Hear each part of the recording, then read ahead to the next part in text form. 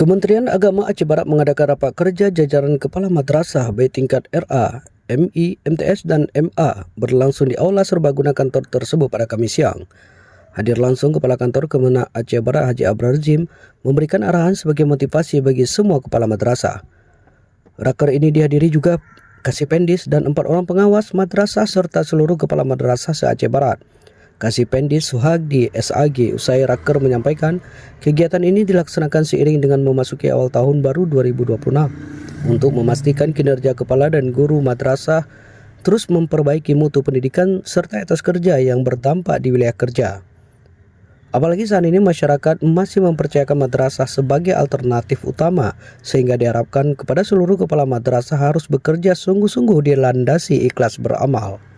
Jadi kita harapkan pertemuan ini akan dapat mensukseskan rapat kerja kepala madrasah dalam melaksanakan tugas di tahun 2026. Sementara Kepala Kemenak Aceh Barat dalam arahannya juga mengajak seluruh ASN Kemenak untuk terus berinovasi, tetap konsisten menjalankan etiologi kurikulum deep learning berisikan mindful, meaningful, dan joyful beserta kurikulum berbasis cinta dalam konteks pendidikan. Melalui pertemuan Kepala Madrasah se-Aceh Barat ini, bahwa seluruh komponen tugas harus mampu dilaksanakan secara lebih baik dan optimal. Reporter RRI Melabuh Norinus melaporkan.